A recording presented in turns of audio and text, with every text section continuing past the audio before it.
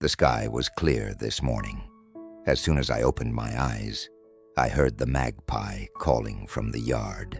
And as always, the first thing that came to mind was the face of my old master. It's been 73 years since we parted ways, and yet I still see that face.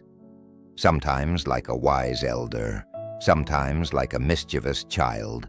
He was my father, my brother, and my friend. Every morning I breathe as he once taught me. He called it ungijo sik. These days, I suppose people would call it a morning routine. Once I finish that quietest part of the day, the scent of boiling soybean paste soup greets me. I step outside and watch my wife's back as she moves around the kitchen. Every morning, she puts on her apron, and though I've never said it aloud, just seeing that same view feels like a miracle to me.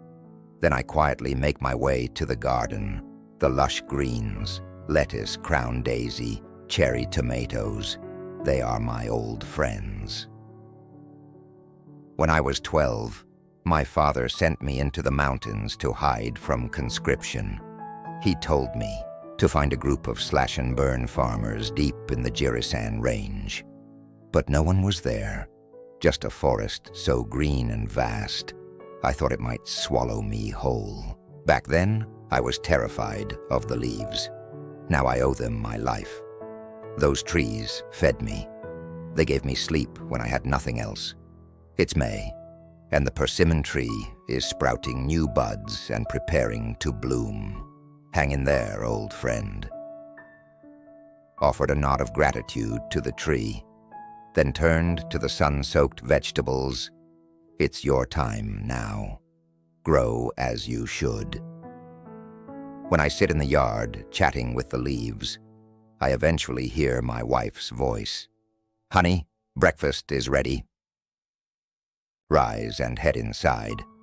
And then comes Master Meow. Master Meow is a free soul, visiting our home as if it were his vacation villa.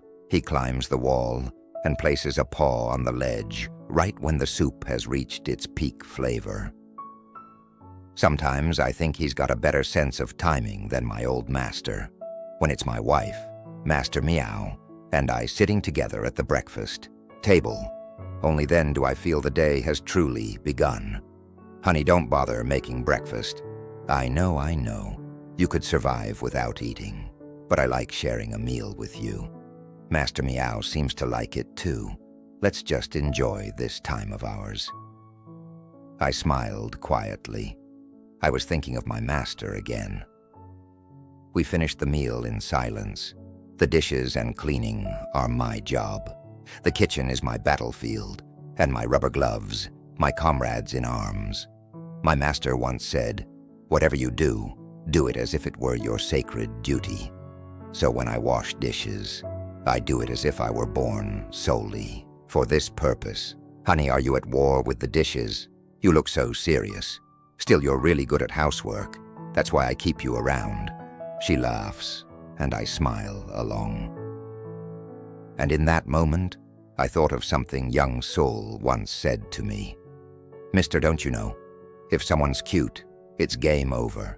I used to laugh it off, but now, watching my wife smile like that, I think I finally understand.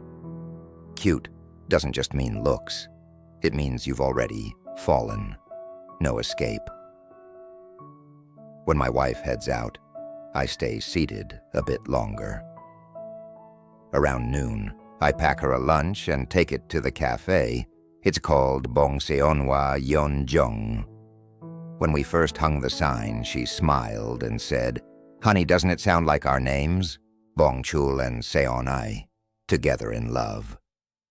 Since then, I always stop and look at that sign. This place holds our trust and tenderness. Cafe was once a strange word to me, but now it rolls off my tongue just fine. Even a wild creature like me has changed.